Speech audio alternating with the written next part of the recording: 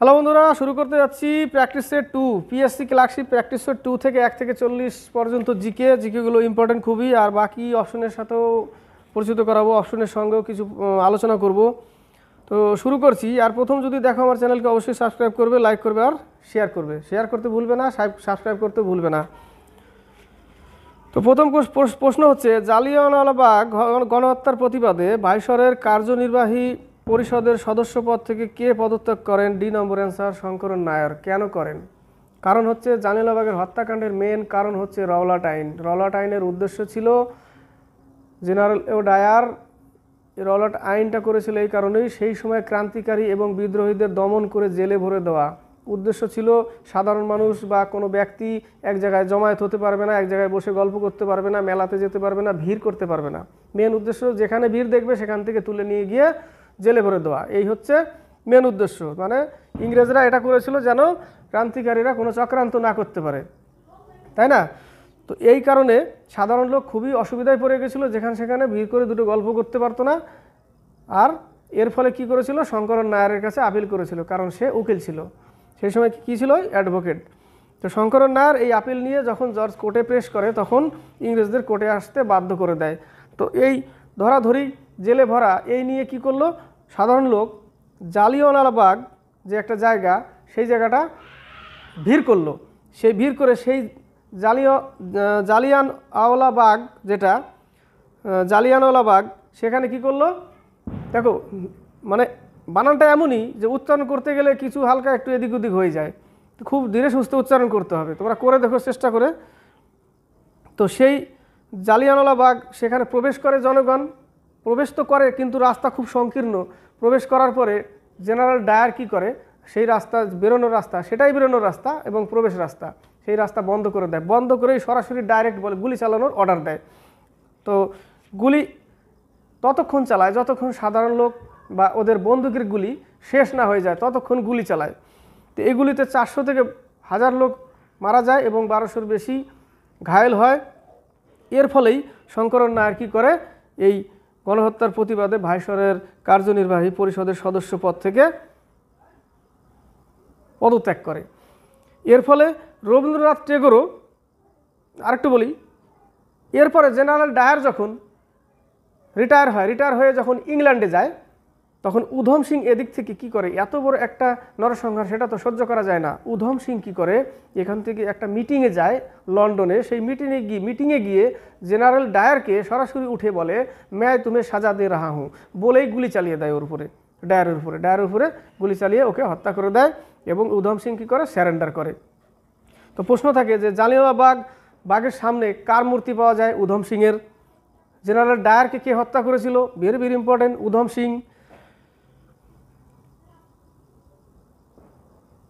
জালিয়ানওয়ালাবাগ গণহত্যার যে নির্দেশ কে দেয়?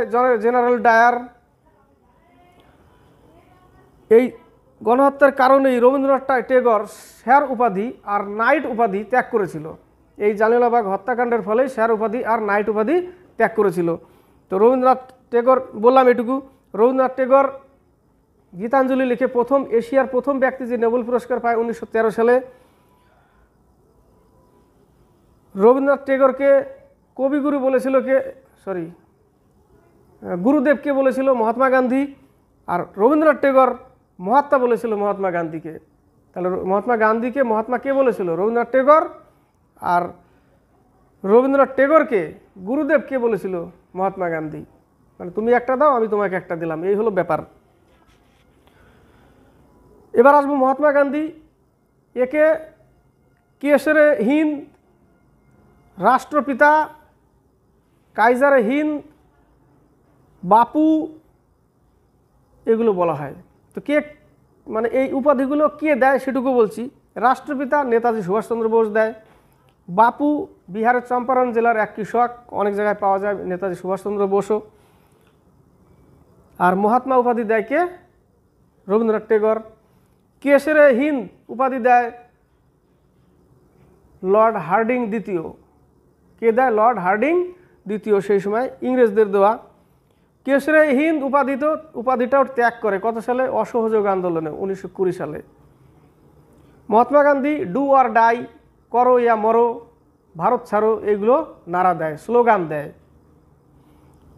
মহাত্মা গান্ধীর কিছু একটা আত্মবায়োগ্রাফি, আত্মজীবনী যেটা, সেটা হচ্ছে the history of my experiment with truth, অনেক জায়গায় শর্টে বলে মাই এক্সপেরিমেন্ট উইথ ট্রুথ। এটা হচ্ছে তার আত্মজীবনী। আর প্রথম তার পুস্তক হচ্ছে হিন্দ স্বরাজ। হিন্দ স্বরাজ কে লেখে? মহাত্মা গান্ধী। এরপরে আসবো ডু অর ডাই, এটাও থাকে। ভারত ছাড়ো এটাও বলে, করো ইয়া মরো এটাও বলে। আর সি নম্বর সৈয়দ আহমেদ খান, এই হচ্ছে আলিগড় মুসলিম বিশ্ববিদ্যালয় স্থাপনা করে আর আলিগড় আন্দোলনের নেতা বলা যায়। নেতৃত্ব কে দেয়? সৈয়দ আহমেদ খান। 2 নম্বর সুলতানি বংশের কোন সুলতানেরা সর্বাধিক সময় রাজত্ব করেছিলেন? তুগলক বংশ। তো সুলতানি যুগের পরপর আসা, যদি বলে যে সুলতানি যুগের তৃতীয় যে বংশটা সেটা কোনটা, যদি আসে সেরকমভাবে প্রশ্ন, তো মনে রাখবে গুলিয়ে খাতুই সেই লবণ। সূত্রটা গুলিয়ে খাতুই সেই লবণ। গুলিয়ে অর্থাৎ গোলাম বংশ, লোদি বংশ। গোলাম বংশকে দাস বংশ বলে। গোলাম বংশের সংস্থাপক কুতুবউদ্দিন আইবক। গুলিয়ে ল দিয়ে লোদি বংশ, সে হচ্ছে বহলল লোদি। গুলিয়ে খা দিয়ে খলজি বংশ, খিজির খা, খলজি বংশ, খলজি বংশ, জালালউদ্দিন খলজি। গুলিয়ে খা তুই দিয়ে তুগলক বংশ, গিয়াসউদ্দিন তুগলক, সেই দিয়ে সৈয়দ বংশ। গুলিয়ে খা তুই সেই হচ্ছে সৈয়দ বংশ, আর ল হচ্ছে লোদি বংশ, বহলল লোদি। তাহলে গুলিয়ে খা তুই সেই লবণ। এবার হচ্ছে 3 নম্বর, নিচের কোন হরপ্পন সাইটে 3টি জনপদের অবশিষ্টাংশ পাওয়া গেছে? ধোলাবিরা, এটা হচ্ছে গুজরাটে অবস্থিত। বি নম্বরে আসবো আলমগীরপুর, এটা হচ্ছে উত্তরের মেরঠ জেলায়। আলমগীরপুর, এটা হচ্ছে হরপ্পা সভ্যতার পূর্বস্থল, তাই না? হরপ্পা সভ্যতার পূর্বস্থল হচ্ছে আলমগীরপুর, উত্তরপ্রদেশের মেরঠ জেলায় অবস্থিত। কালীবঙ্গন, এটা হচ্ছে রাজস্থানে অবস্থিত। নকশাদার ইট, ঘোড়ার অস্থি, আর হাল চাষ, খেতে যে হাল চাষ করে যে রেখাগুলো, সেই রেখাগুলো প্রমাণ, এবং সোনো পাউডার, লিপস্টিক, আয়না চিরুনি, ফিতা সব এখানে পাওয়া যায় কালীবঙ্গনে। কালীবঙ্গন পুরো দুর্গ দিয়ে ঘেরা ছিল, কারণ এই জায়গাটা মহিলাদের স্থান ছিল, ওই জন্য সোনো পাউডার, লিপস্টিক আর সব কিছু আয়না চিরুনি পাওয়া গেছে। এটা হচ্ছে কালীবঙ্গন। এবার হচ্ছে মহেঞ্জোদারো। মহেঞ্জোদারো হচ্ছে মৃতের স্তূপ, মাউন্ট অফ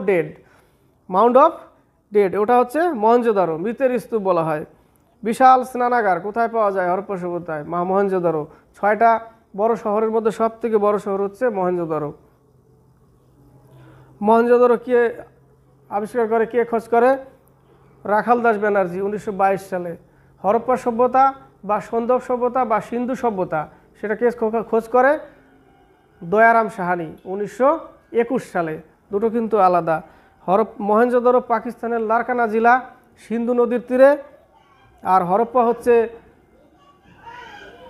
হচ্ছে রাবি নদীর তীরে, ঠিক আছে? রাবি নদীর তীরে পাকিস্তানের সিন্ধ প্রদেশে। আর মহেঞ্জোদারো সিন্ধু নদীর তীরে, লারকানা জেলা, মনে রাখবে।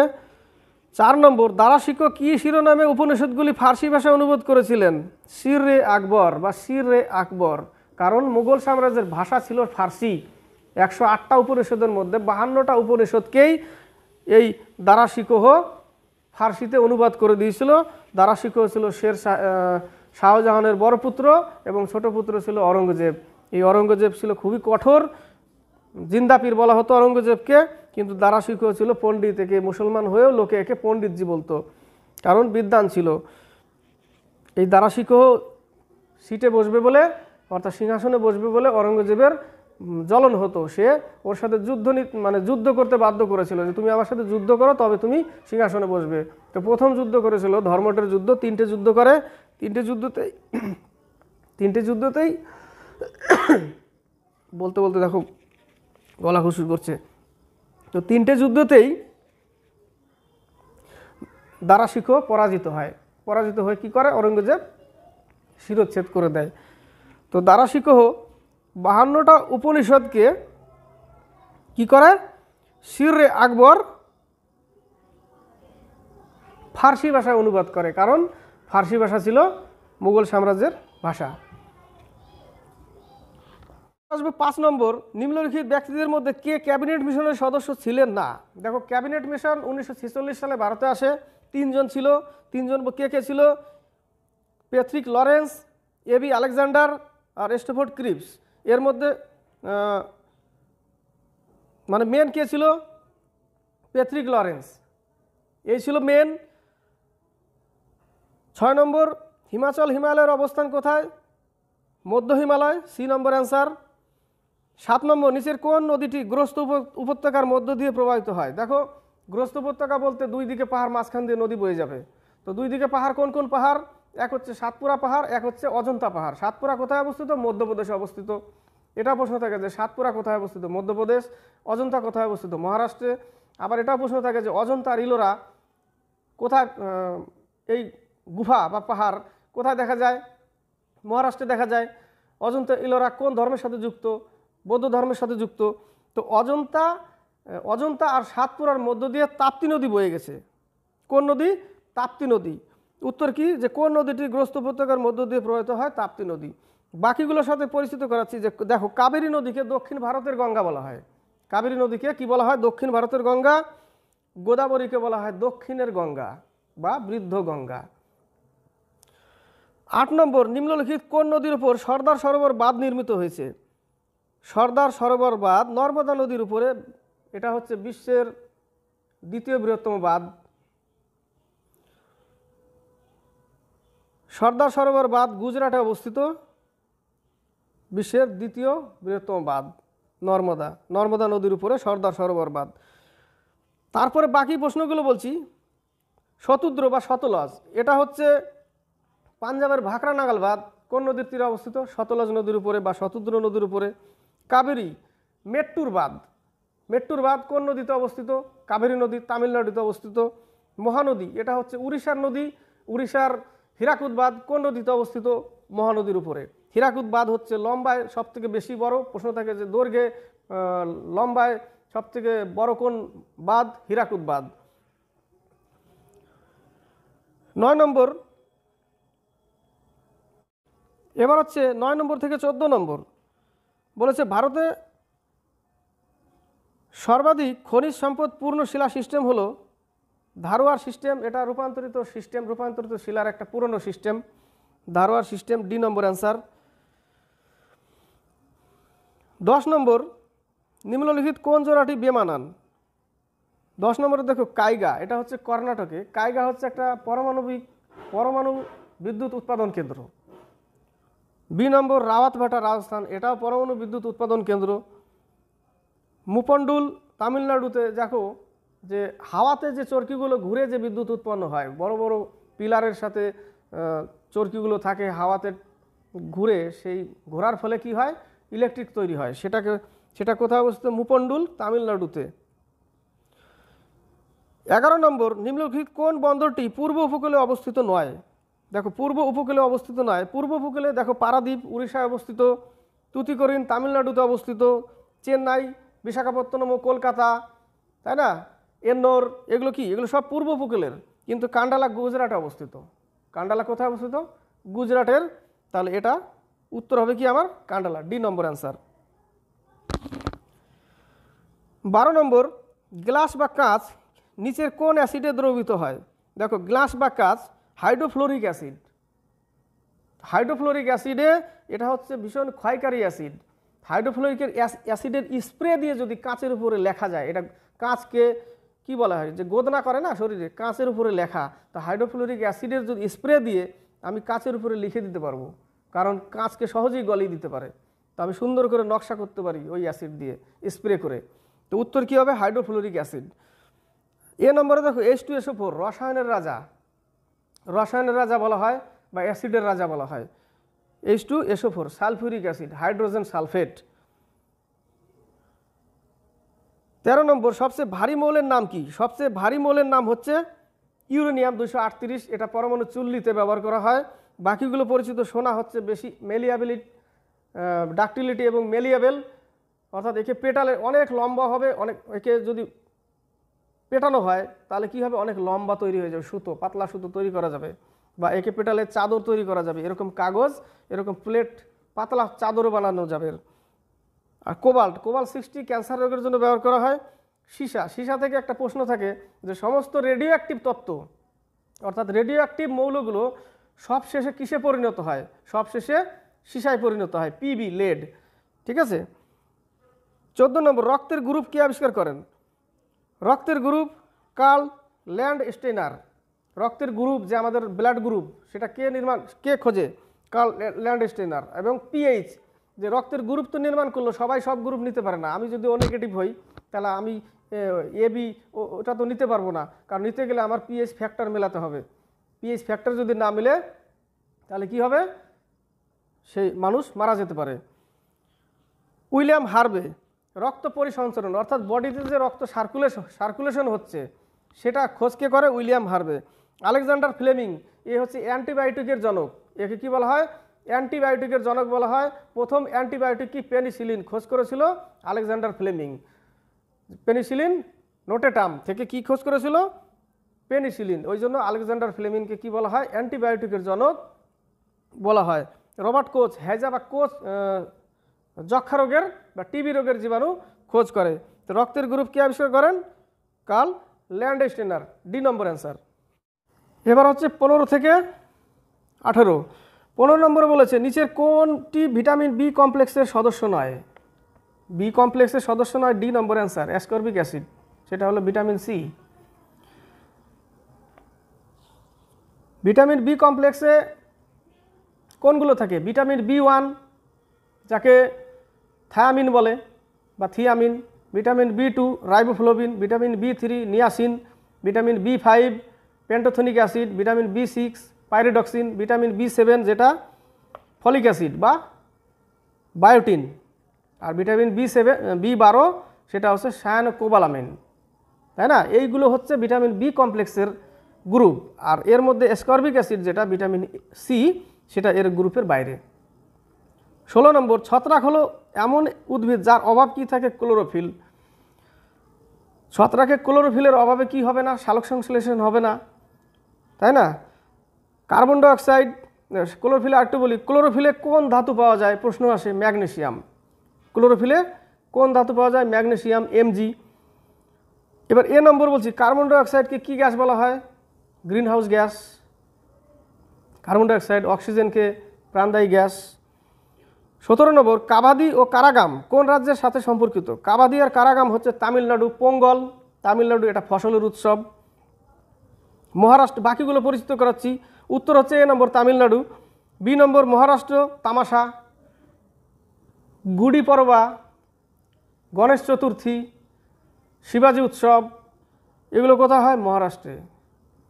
মধ্যপ্রদেশের খাজুরাহ উৎসব, প্রশ্ন থাকে খাজুরাহ মন্দির কোথায় অবস্থিত? মধ্যপ্রদেশ। তো উৎসবটাই খাজুরাহ উৎসব। তো খাজুরাহ মন্দির কারা তৈরি করে? চন্দেল শাসক।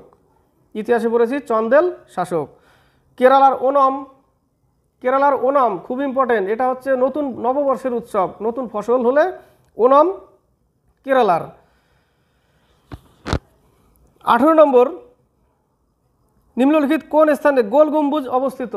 সবচেয়ে বড় গম্বুজ গোল গম্বুজ বিজাপুরে অবস্থিত। বিজাপুর কর্ণাটকে অবস্থিত। উত্তর কি? কর্ণাটক দিয়েছে। কর্ণাটকের বিজাপুরে অবস্থিত গোল গম্বুজ। কে তৈরি করে? ইউসুফ আদিল শাহ আবদালি। ইউসুফ আদিল শাহ বা আদিল শাহ আবদালি তৈরি করে বিজাপুরের গোল গম্বুজ। কোথায় অবস্থিত? কর্ণাটকে।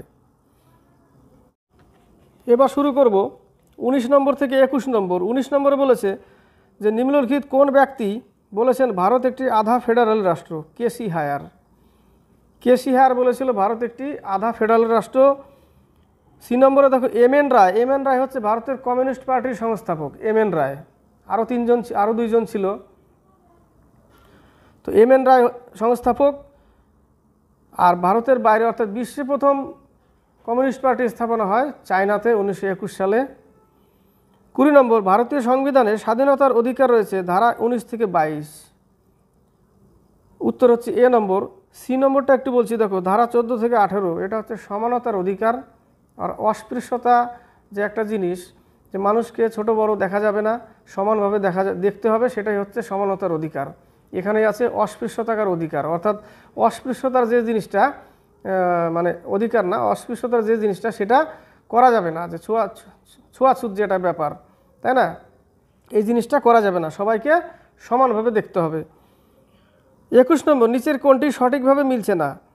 দেখো ডি নম্বর, পঞ্চম খণ্ড মৌলিক কর্তব্য যেটা, সেটা মিলছে না। 42তম সংবিধান সংশোধন দ্বারা ভাগ 4-এ রাখা হয়েছে। তো উত্তর হচ্ছে ডি নম্বর। বাকিগুলোর সাথে পরিচিত করাচ্ছি। দ্বিতীয় খণ্ড যেটা নাগরিকত্ব, নাগরিকত্ব কোথা থেকে নেওয়া হয়েছে এই প্রশ্নগুলো আসে। নাগরিকত্ব নেওয়া হয়েছে ব্রিটেন থেকে, লন্ডন থেকে, ইংল্যান্ড থেকে। মৌলিক অধিকার এটা নেওয়া হয়েছে আমেরিকা থেকে। রাষ্ট্রের নীতি নির্দেশক নীতি অর্থাৎ নির্দেশমূলক নীতি যেটা, সেটা হচ্ছে আয়ারল্যান্ড থেকে।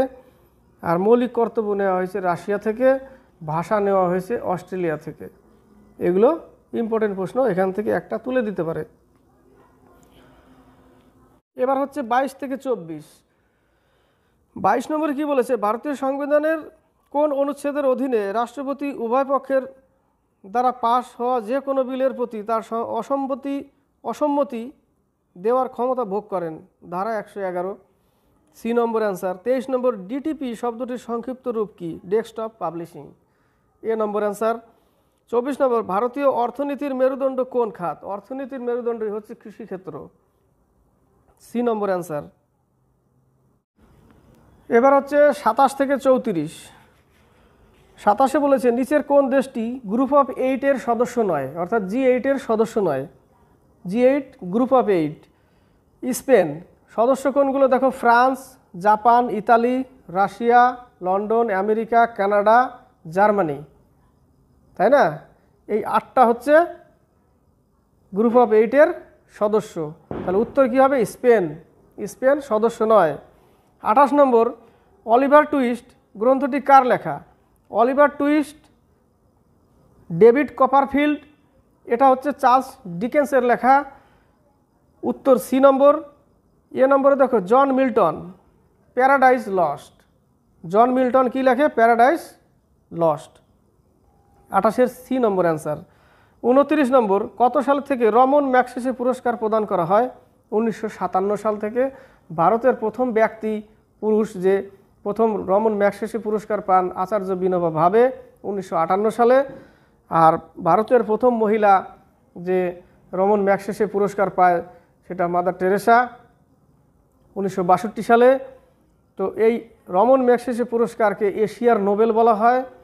কোথা থেকে দেওয়া হয়? ফিলিপিন্সের প্রাক্তন রাষ্ট্রপতি রমন ম্যাগসেসের স্মৃতির উদ্দেশ্যে এই পুরস্কারটি দেওয়া হয়, এই জন্য একে এশিয়ার নোবেল বলা হয়। কি বলা হয়? এশিয়ার নোবেল।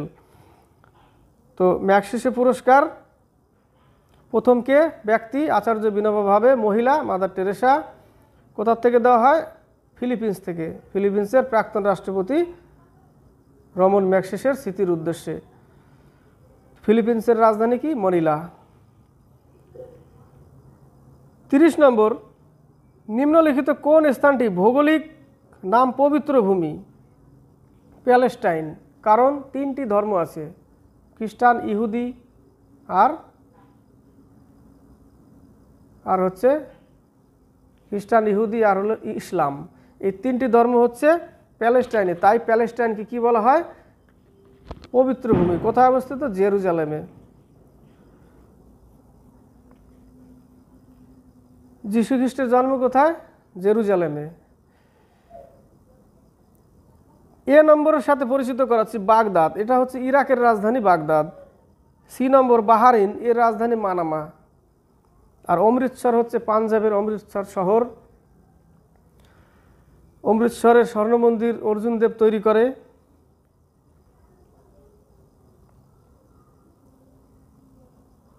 আর অমৃতসর শহর কে তৈরি করে? গুরু রামদাস। কে তৈরি করে? গুরু রামদাস। 31 নম্বর, সূর্যের পরে পৃথিবীর দ্বিতীয় নিকটতম নক্ষত্র কোনটি? প্রক্সিমা সেন্টারি বা Proxima century. C number answer. 32 নম্বর, দার্জিলিং হিমালয়ান রেলওয়ে কত সালে ইউনেস্কোর ওয়ার্ল্ড হেরিটেজ তকমা পায়? 1999 সালে। এ নম্বর অ্যান্সার। বালাকৃষ্ণ বুয়া নিম্নলিখিত কোন বিষয়ে পারদর্শী ছিলেন? বালাকৃষ্ণ বুয়া ছিলেন হিন্দুস্তানি খেয়াল, গোয়ালিয়র ঘরানার। হিন্দুস্তানি খেয়াল গোয়ালিয়র ঘরানা। এ নম্বর অ্যান্সার। 34 নম্বর, বাংলার প্রথম নাট্যশালা বেঙ্গলি থিয়েটার কে প্রতিষ্ঠিত করেছিলেন? দেখো এ নম্বর, জেরাসিম লেবেডভ। অনেক জায়গায় জেরাসিম পাওয়া যায়, অনেক জায়গায় দেখো এই জায়গাটা গেরাসিম বলেছে, কোনো অসুবিধা নেই। তো উত্তর কি আমার? এ নম্বর, গেরাসিম লেবেডভ। আরেকটু বলি যে ভারতের সিনেমা থিয়েটারের জনক কাকে বলা হয়? দাদা সাহেব ফালকেকে বলা হয়। কাকে বলা হয়? দাদা সাহেব ফালকে। এবার হচ্ছে 35 থেকে 40। 35-এ বলেছে নিম্নলিখিত কোনটি ভারতের পরিচ্ছন্নতম রেলওয়ে স্টেশন? মানে পরিষ্কার, মুম্বাই। আর শহর হচ্ছে ইন্দোর মধ্যপ্রদেশে অবস্থিত, আর রাজ্য হচ্ছে বেঙ্গালুরু, আর রেলওয়ে স্টেশন মুম্বাই। 36 নম্বর, ইউপিআই এর পুরো অর্থ হলো unified payments interface. D number answer. 37 number, Indian institute of soil sciences এর গবেষণা অর্থাৎ মৃত্তিকা গবেষণা কেন্দ্র কোথায় অবস্থিত? ভোপাল কোথায় অবস্থিত? মধ্যপ্রদেশ। C number answer. 38, সম্প্রতি প্রয়াত লুইস সুয়ারেজ কে ছিলেন? একজন ফুটবলার ছিলেন। একজন কি ছিলেন? ফুটবলার। 39, ন্যাশনাল গ্রিন হাইড্রোজেন মিশনের জন্য কোন দেশকে 1 মিলিয়ন ইউরো লোন দিচ্ছে? ভারতকে। ডি নম্বর।